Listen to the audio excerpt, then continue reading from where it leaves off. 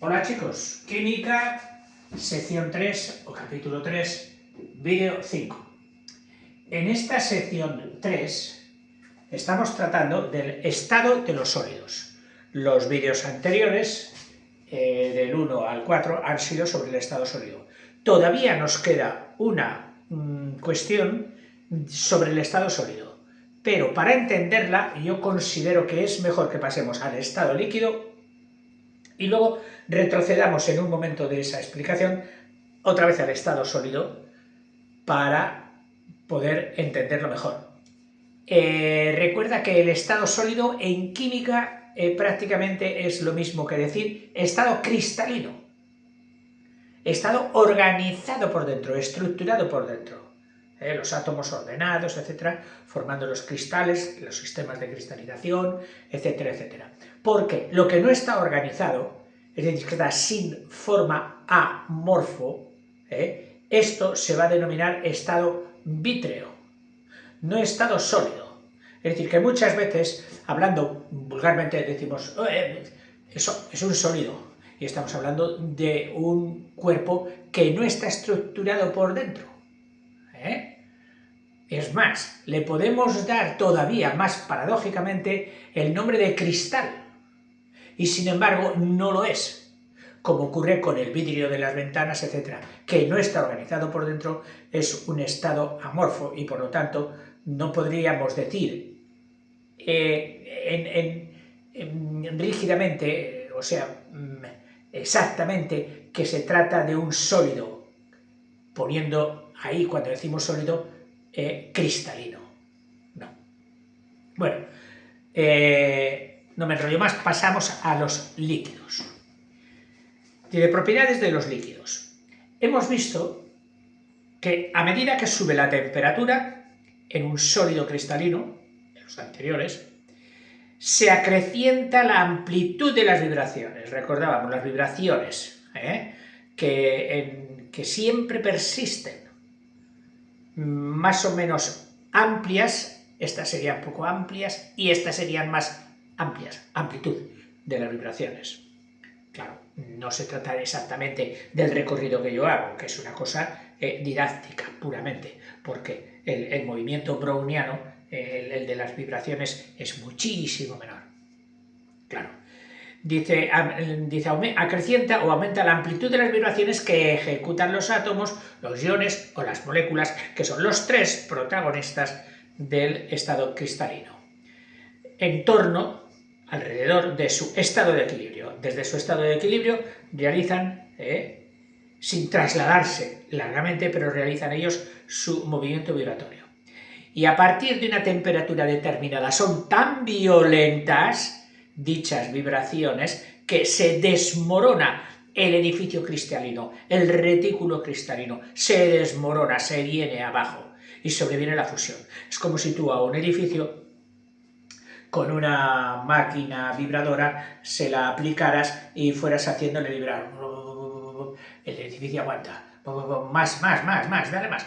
El edificio aguanta. Llega un momento en que el edificio ya no aguanta. Esto es lo que ocurre, por desgracia, pues en los terremotos. Si es de poca intensidad, el edificio ha aguantado. Ha vibrado, pero ha aguantado. Cuando las vibraciones han sido mayores, el edificio ya no ha aguantado. Se ha desmoronado. Y entonces, aquí en lo que estamos hablando sobreviene lo que llamamos la fusión. Se ha fundido ese líquido, perdón, ese sólido. Ocurre con frecuencia que aunque las moléculas son neutras, porque una molécula está neutralizada dentro de sus fuerzas internas, forma todo un ente neutro. Ya, si tuviera carga ya no serían moléculas, serían iones. Moléculas, iones. Dice, aunque las moléculas son neutras, no suelen coincidir los centros de las cargas positivas con los centros de las cargas negativas. A ver dónde las pongo yo para no... con el centro de las cargas negativas. No coinciden, esto no será. O sea, no están... El centro de las cargas positivas y las negativas no suelen estar juntos, sino que suelen estar desfasados. Aquí está, dentro de la molécula el centro de las cargas positivas y aquí está el centro de las cargas negativas. Pero es una molécula toda ella neutra. Están compensadas esas cargas y es neutra.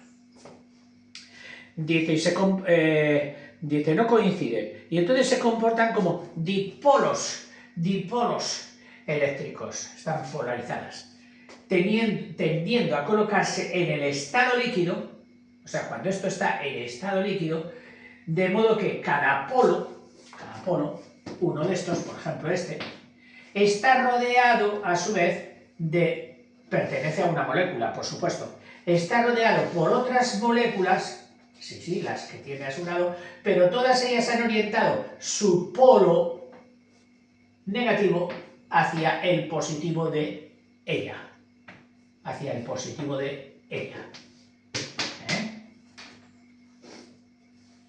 Está bien, de modo que esté rodeado de otros de signo contrario. Y lo mismo pasa a los negativos. Los negativos, si están en el extremo de una molécula, aquí estaría el otro positivo, pues tienden a contactar, a hacer amistad, ¿con quién? Pues con los polos positivos de las otras moléculas. Y cuando no haya dipolos, y aun cuando no haya dipolos, que parece ser que es lo que mantenga unidas unas moléculas con otras, aun cuando no hubiera dipolos, las fuerzas de Van der Waals obligan a las moléculas a permanecer en contacto. Recuerda que las fuerzas de Van der Waals eran las atracciones del núcleo de una, positivo siempre por los protones, con la corteza de los otros. Y estas eran las fuerzas de Van der Waals. Explicándose de este modo, dice que las fuerzas de Van der Waals las obligan a permanecer en contacto. O sea, a permanecer en contacto. Todas juntas. Explicándose de este modo la poca compresibilidad. No es de comprender, no. Compresibilidad, de presión. Compresible. La poca compresibilidad. Es curioso que se puede aplastar, qué sé yo, pues un gas, evidentemente. Lo cogemos, lo metemos a presión y reducimos el volumen. Un falso sólido que tuviera burbujitas por dentro, como puede ser el corcho, como puede ser otras sustancias, que lo cogemos y lo comprimimos. Y mira, esto es compresible. Sí, pero es porque con tu esfuerzo, estás ocupando los espacios llenos de aire que contenía su interior. En ese aspecto podemos decir que el corcho es compresible, aunque sea sólido. Pero es que tratándose de líquidos, tú coges un líquido, le metes un pistón encima y haces presión y dices, bueno, lo voy a comprimir. No, ya puedes aumentar la presión. El líquido no baja de volumen. No baja de volumen. Esta propiedad es la que nos ha permitido hacer las bombas hidráulicas, de meter líquido por un tubo, llevarlo hasta unos pistones muy alejados, unos émbolos con el pistón en medio muy alejados, y al comprimir el líquido a distancia, lo comprime el motor, pasa por un racor, pasa por un tubo que aguanta la presión, y llega a ese émbolo, dentro de un cilindro, ejerce su fuerza, y como no se comprime, si tú haces la fuerza, el pistón va avanzando y te mueve, pues lo que quieras. Lo de una excavadora, bueno, esa es la famosa presión hidráulica, que viene de hidro por el agua, pero que en realidad en las máquinas se suele hacer con aceite, que da menos problemas de corrosión y todo. Y como es líquido, también es incompresible, es decir, que vale perfectamente. Dice, eso explica que estas fuerzas, todas ellas, no solo ya las de la dipolaridad, sino las de fuerzas de Van der Waals, explica la compresibilidad de los líquidos y la cohesión que mantiene agrupadas. Las cohesiones son las fuerzas internas que mantienen las moléculas de sus partecitas unidas todas juntas. Las fuerzas de cohesión son las distintas, o son las contrarias de las de adhesión. es decir, de que las moléculas de ese cuerpo se peguen, se adhieran a las de otro cuerpo, como cuando tú metes un palo en agua y sale mojado. ¿Por qué? Porque hay moléculas de agua que sus fuerzas de adhesión a la madera han sido mayores que las fuerzas de cohesión del agua con el agua. Si fuera un líquido que tiene mayor cohesión, como puede ser el aluminio, ya puedes meter un palo dentro, el aluminio no, el mercurio, ya puedes meterte un palo dentro del mercurio, lo sacarás y lo sacarás totalmente seco, entre comillas, es decir, sin estar mojado de mercurio, porque las fuerzas del mercurio, las de cohesión, son mucho mayores que las de su adhesión. Las de cohesión sabemos y sabes que colocadas en un tubito mantienen las moléculas todas bien juntas, mientras que cuando su fuerza de adhesión es mayor, es decir, que tiende a mojar otros cuerpos, entonces las moléculas estas sí están ahí apretadas por la presión atmosférica, pero las de los lados, las que pegan al tubo, a las paredes del tubo, tienden a mojar el tubo y quieren subir, tienden a mojar el tubo y quieren subir. Entonces el menisco aquí es convexo y aquí es cóncavo. Incluso cuando este tubito es muy pequeño, muy pequeño, muy pequeño, pues ¿qué pasa? Que las fuerzas de adhesión van subiendo, van subiendo, van subiendo, van subiendo, van subiendo, y se da el fenómeno de la capilaridad, porque esto es tan estrecho como un capilo, como un cabello, que es algo súper importante para la vida, ya no solo para las plantas, que son capaces de subir su savia mediante ese sistema hasta las hojas más altas, a 20 metros o a 40 metros de altura. Y la sangre que funciona por nuestro cuerpo, al tener las últimas vénulas y arteriolas tan finísimas, pues debido a esta adhesión de la sangre a las paredes, pues es capaz de funcionar y de ir por todas las arterias. Es por lo que se moja una esponja, que solo la metes un trocito y el agua va aspirando, va aspirando, va aspirando. Bueno, va aspirando, no, va subiendo y acaba mojada toda la esponja, aunque no esté sumergida en el agua. Perdón por enrollarme. Pero pienso que estas explicaciones, conectadas con los fenómenos reales de tu vida, tienen que facilitarte la comprensión de esto que nos dice aquí el profe. Eso, o sea, que sucede, explica la poca compresibilidad, hemos dicho, y la cohesión que mantiene agrupadas las moléculas de los mismos. Estas fuerzas de atracción son causa de la viscosidad de los líquidos. Es decir, cuando estas fuerzas de atracción entre las moléculas de un cuerpo son muy intensas, muy grandes, más de lo normal, aparece, bueno, siempre hay, pero se nota entonces el fenómeno de la viscosidad de los líquidos, que en ocasiones es tan grande que el cuerpo adquiere las propiedades mecánicas e incluso de estado sólido. Es decir, ya no te hablo de la miel, no te hablo de la manteca, no te hablo del chicle, no te hablo de esos cuerpos, te hablo de cosas todavía más duras, pero que su estructura en el interior es la de un líquido. No tiene ordenaciones como los cristalinos, no, es la de un líquido. Entonces, estos cuerpos, dice que en ocasiones es tan grande que el cuerpo adquiere las propiedades mecánicas del estado sólido, es decir, aguanta los golpes, aguanta las deformaciones como si fuera un sólido. Tal sucede con el vidrio y en general con los llamados sólidos amorfos. Sólidos amorfos.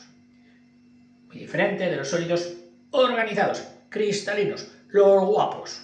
Estos son los desordenados, los feos, los amorfos. La mayor movilidad de las moléculas de los líquidos respecto de los sólidos, que sí, la movilidad de las moléculas de los líquidos siempre, por lo general, son mayor esa movilidad que los sólidos, que son agarrotadas, que son firmes, explica que adopten fácilmente la forma del recipiente que los contiene. Claro, si se pueden mover unas sobre otras y tú les echas en un recipiente, pues ellas adquieren la forma del recipiente. Y las fuerzas de cohesión Las fuerzas que mantienen unas comunidades hacen que su volumen sea constante. Tú puedes trasladar ese líquido de un recipiente a otro, tomará la forma de la botella donde lo has echado, de la bandeja, etc., pero su volumen sigue siendo el mismo. Al igual que los gases, los líquidos también se difunden entre sí, se mezclan unos entre otros, conviven juntos, aunque con mayor dificultad. Los gases enseguida, fíjate, vivimos entre unos gases disueltos unos en otros y nos enteramos.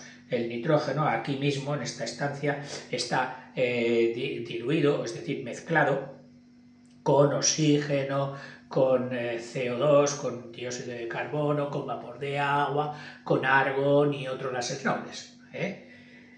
Pues dice, aunque no lo hacen los líquidos con tanta velocidad y celeridad y facilidad con los gases, dice, debido al mayor roce que hay entre sus moléculas.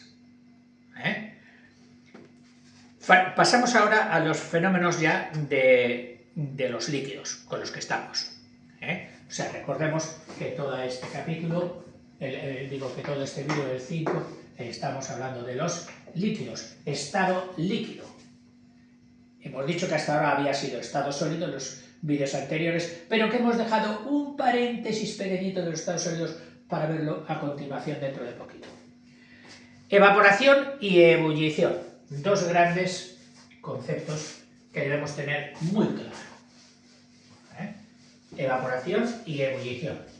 Ambos tienen la misma fase inicial, que es líquido, y ambos acaban en la misma fase final, que es vapor. Evaporación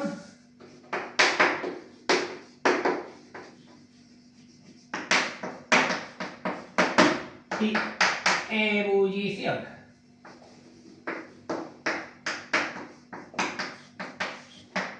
Fijaros, todavía noto a veces mi antiguo pasado de desastre ortográfico, cuando dudaba yo de todo, que a veces incluso para escribir una palabra como ebullición, que la habré visto cientos de veces, me surge la duda, ¿es con B, es con V?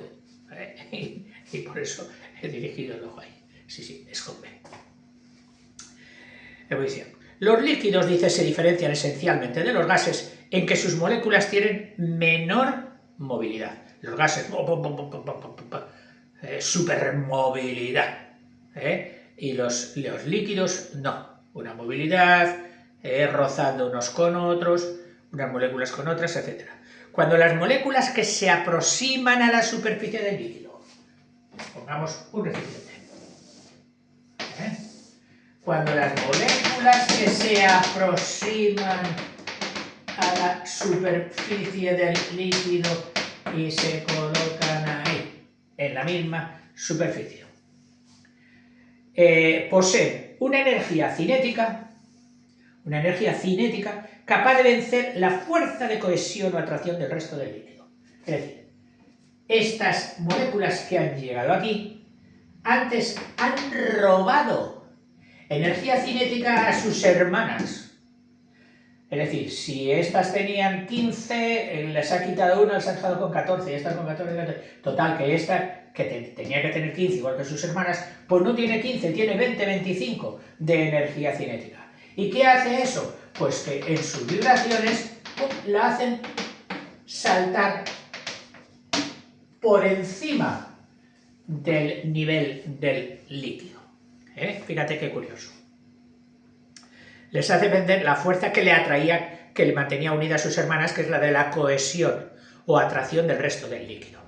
Pasan al espacio libre y se comportan como moléculas gaseosas. Si estás ahí chuleando encima de las pobres que todavía están ahí, atadas a sus hermanas por la cohesión, ellas chulean y van y vienen a velocidades ya muchísimo mayor, porque ahora dicen, ya no soy líquido, soy gas, soy gaseosa. Si el líquido se encuentra encerrado en una vasija cerrada,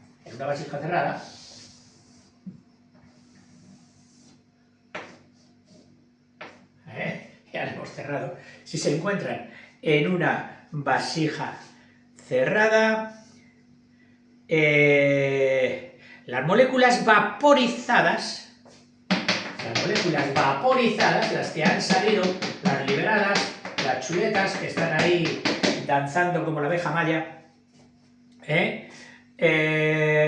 chocarán entre sí y con las paredes. Claro, esta presión, estas moléculas chocan entre sí, pero chocan también contra las paredes. Inclusive, no solo las paredes de la cámara que las mantiene cerradas, sino también contra la superficie de sus hermanas.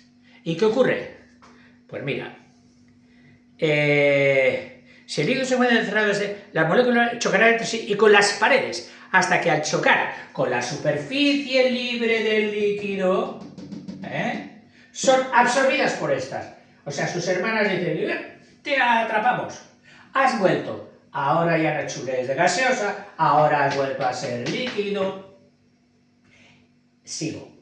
Al final se establece un equilibrio dinámico, es decir, un equilibrio de fuerzas, en que el número de moléculas que pasan, que se despiden y van de vacaciones al espacio, es igual al número de las que caen y vuelven a ser atrapadas. Es decir, se mantiene un equilibrio de 200 que salen, 200 que vuelven. O sea, hay un equilibrio. Es en el que el número de moléculas está igual al que efectúan el paso inverso, y entonces el recinto queda saturado. Saturado es la palabra que nos dice que es un estado en el que podría haber fluctuaciones, pero en este momento, por estar saturado, ya no admite más partículas. Es decir, si aquí, por poner un ejemplo, si aquí caben a esta temperatura, porque es diferente unas temperaturas de otras, a esta temperatura caben 1572 partículas aquí puestas en forma gaseosa, pues habrá muchas que salen y otras muchas que vuelven, otras que salen, pero aquí siempre van a llegar a 1572, entonces decimos que está saturado, ya no se puede aumentar, está saturado. Este vapor saturado, que existe siempre que se encuentran en presencia el líquido con su vapor, en recinto cerrado, se diferencia claramente de un gas ordinario, como por ejemplo el hidrógeno, en que mientras haya líquido presente, la presión ejercida por el vapor,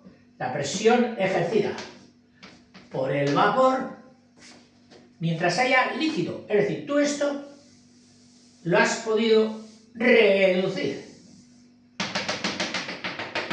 Bueno, pues mientras haya líquido y haya vapor, esta presión, la presión del vapor, que es una frase, que es una pareja de palabras consagrada, que vas a ver en los libros de física y de química, presión de vapor,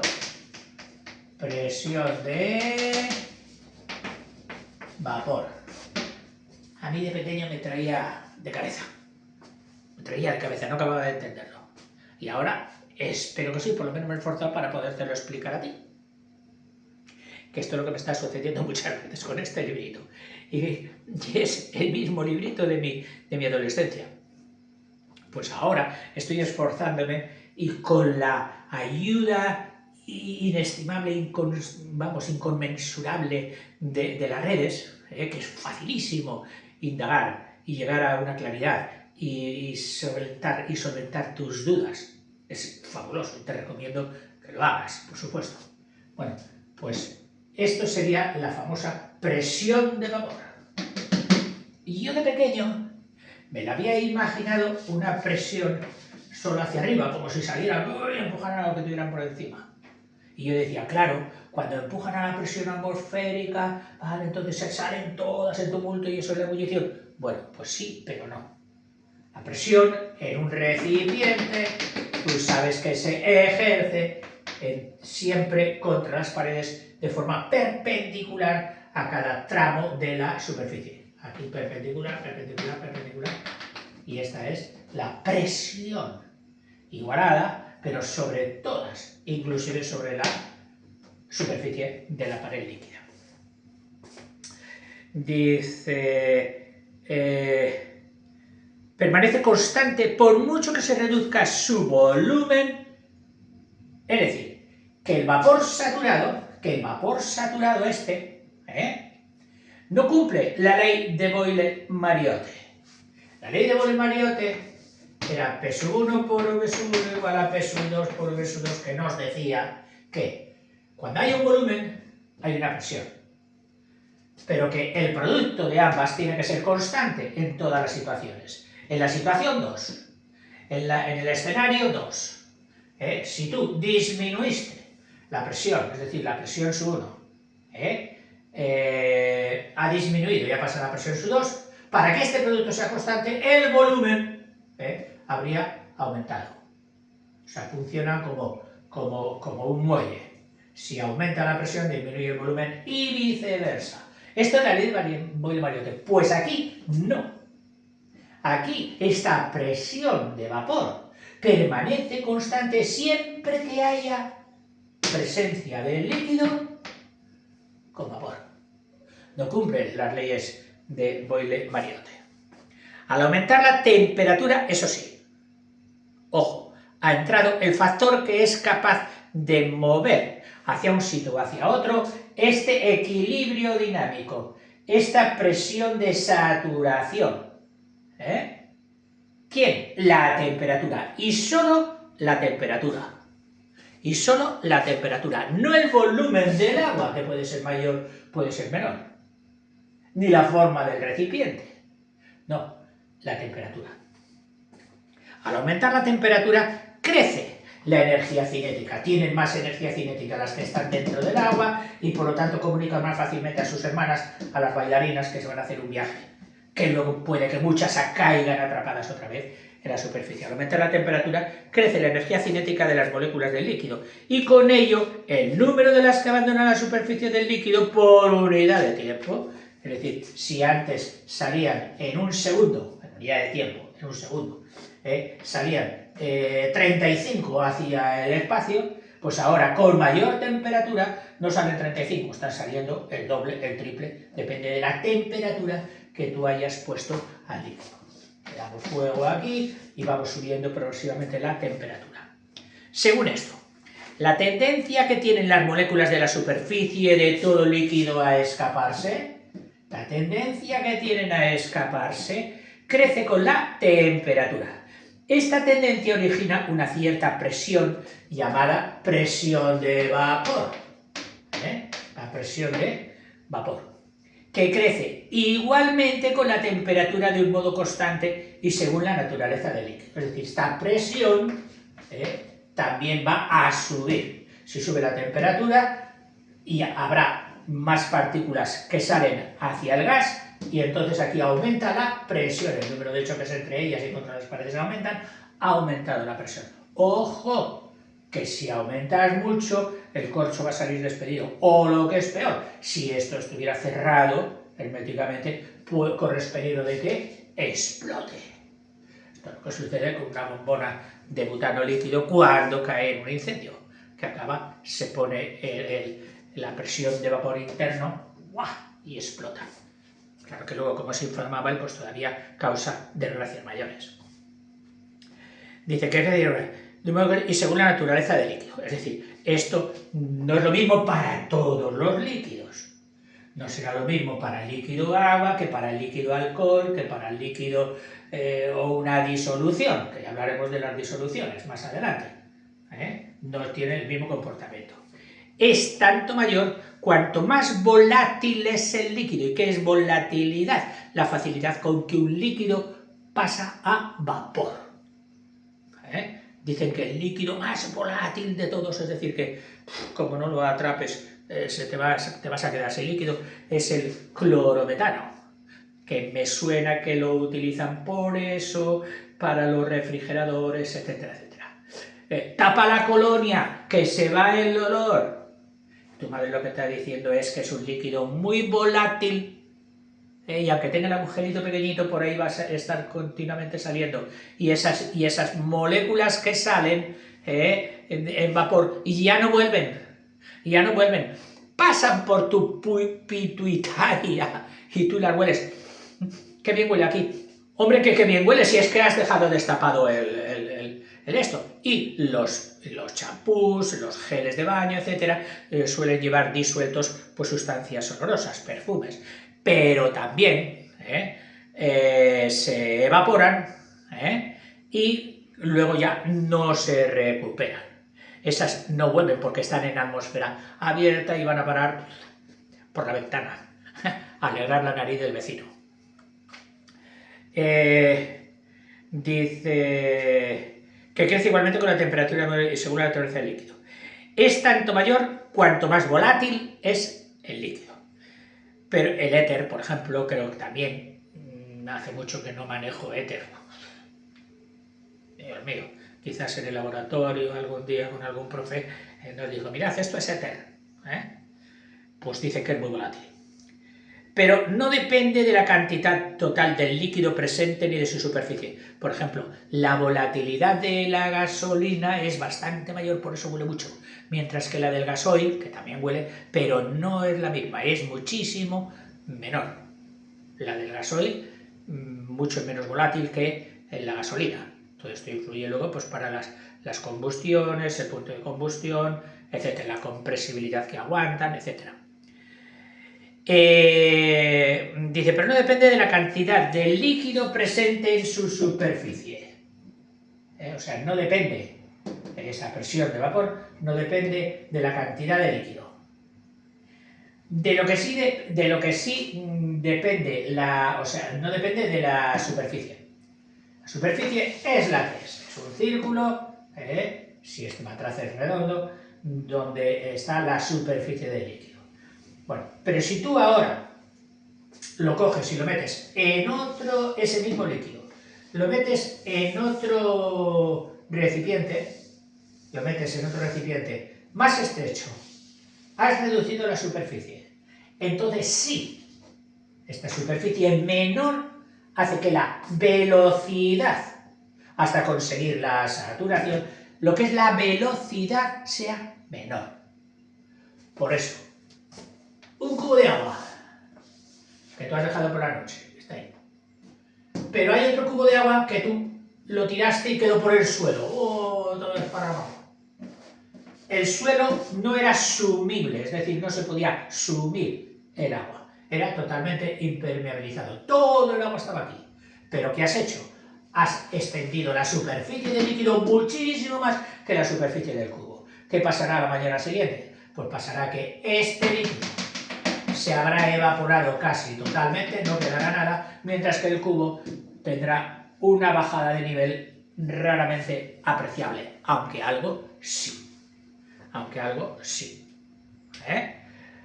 Algo de esto se da en atmósfera abierta, es decir, no líquido cerrado, cuando nos echamos el café con leche en un tazón, en una taza, ¡cómo quema! Y casi instintivamente, o porque lo has visto a tus mayores, desde que eras niño, coges y soplas. ¿Qué estás haciendo cuando soplas en una atmósfera abierta de una taza de café? Pues que las partículas que habían salido y la presión de vapor, que supuestamente es mayor, claro, luego salen de la atmósfera abierta y se van. Oiga, nos quedaremos sin café. Pues tendría que pasar mucho tiempo para que te quedes sin café. Sí, si te has dejado una taza de café durante meses allí puesta y nadie se lo bebió, resulta que cuando vuelvas posiblemente todo el café se haya evaporado. Entonces sí. Pero no, es en el momento en que tú has de tomártelo. ¿Y qué haces? Pues así, vosotras que estáis aquí juntitas, no tú y tú y tú y tú, que esas ya difícilmente volverán, porque es en la atmósfera abierta y se escapan. Pero vosotras que estáis aquí encima, que sois las privilegiadas que habéis robado energía cinética, habéis robado calor a vuestras hermanas, ¿Estáis contentitas, eh? Pues mira, os voy a coger y de un soplido, ¡hala! Todas por ahí. Y las he mandado por ahí por dentro. ¿Qué hace automáticamente este líquido? Dice, sí, me has quitado la presión del vapor que tenía por encima, aunque sea en cámara abierta, pues yo cojo ahora y a otras les digo, venga, robad energía a vuestras hermanas y saltad. Y vuelven a colocarse aquí. Entonces yo, cuando ya están otro soplido y se las quito. Vuelven a sobrar. Bueno, ¿qué estás haciendo progresivamente? Que estás bajando el calor del café. Lo estás enfriando. Enfriando y disminuyendo. A lo mejor, podría haber uno que fuera tan agarrado que dice, yo no soplo, que estoy reduciendo la cantidad de café. También podría ser. De todo hay en este mundo. Bueno, es decir, que la mayor superficie sí aumenta. Mira, tú con la lengua lo experimentas rápidamente. Lames un poquito tu mano, tu dorso, luego soplas un poquito y sientes frío. Pero la poca de saliva que habías puesto sobre la piel ha desaparecido. ¿Qué ha pasado? Que esa saliva, ese agua, por así decirlo, ha robado energía térmica al resto. Por eso esa salida de calor es lo que tú llamas frío. ¿Qué es frío? Salida de calor. El frío es sentir salida de calor. Por donde tú sientas frío es que el calor de tu cuerpo se está escapando. Por eso sueles poner algo encima para que no escape, que es lo que se llama abrigarse. Bueno, pues eso es un fenómeno típico de la evaporación. Y esas moléculas ya no volverán. Estarán por el aire, pasarán a formar algún día parte de alguna nube y volverán. Pues posiblemente. ¿Quién lo sabe? Fíjate, los millones y millones y millones de partículas y de moléculas de agua que hay de vapor, para poder localizar una, a lo mejor ¿cómo se llama? La informática cuántica, que dice que tiene una capacidad increíble. A lo mejor algún día domine esta barbaridad de millones y de trillones, estos números inmensos, que hoy solo son imaginables. Quizás. Bueno, sigo. La presencia de un gas inerte, si aquí, cuando tú tenías esto, y has empezado el experimento, pim, agua, lo acabas de echar, en este momento, pues se supone que las partículas todavía están aquí. Pero aquí hay un gas inerte. Aquí hay helio, hidrógeno, nitrógeno, el nitrógeno del aire, o una mezcla de gases, el nitrógeno. Este nitrógeno impide la evaporación, no lo impide. Es decir, las partículas tozudas van a seguir robando energía a sus hermanas y van a seguir saltando y se pondrán en mezcla con el nitrógeno. Eso sí, lo harán más lentamente.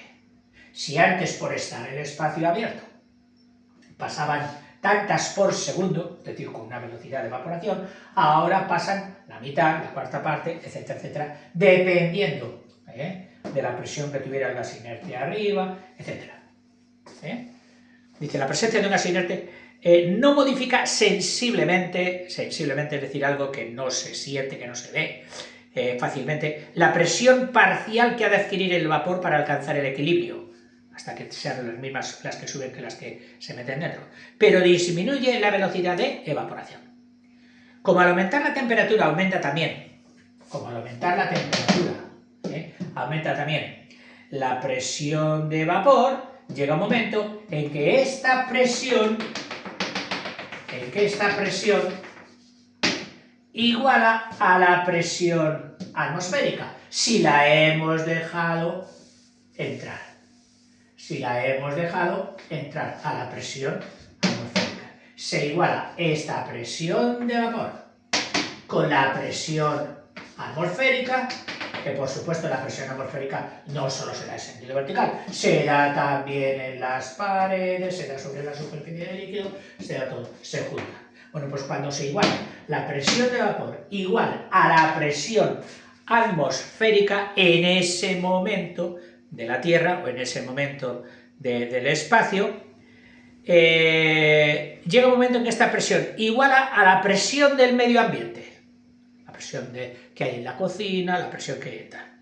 En este momento, todas las moléculas del líquido, en ese momento en que se ha igualado la presión de vapor con la presión atmosférica, todas, ya no unas, ya no necesitan robar energía a sus hermanas, porque la energía se la estás dando tú. Y entonces ya todas dicen, yo ya soy capaz, ya tengo la fuerza suficiente para salir. Y se ponen todas de acuerdo y empiezan a salir tumultuosamente, con apretones, yo primera, yo siguiente, y empiezan a salir todas. Se forman burbujitas abajo de vapor, van subiendo y todas decimos, ese líquido está hirviendo. Ese es el fenómeno de la ebullición. Es una evaporación tumultuosa, el fenómeno de la ebullición. Y se da cuando la presión de vapor que ha conseguido ese líquido ha igualado a la presión atmosférica que hay en ese ambiente.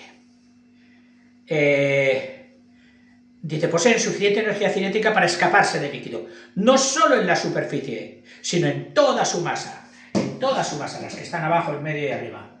Es lo que constituye la ebullición, que suele definirse como el paso de un líquido al estado vapor en el seno de otro gas de forma tumultuosa. En el seno de otro gas, normalmente el aire, de forma tumultuosa. Para cada líquido existe un punto de ebullición, temperatura concreta, un punto de ebullición. Es la temperatura a la que hierve un líquido a la presión de una atmósfera. Es decir, si en este momento la presión barométrica marca, en el barómetro marca una atmósfera, pues ese punto de presión, ese punto de ebullición es diferente para todos los líquidos.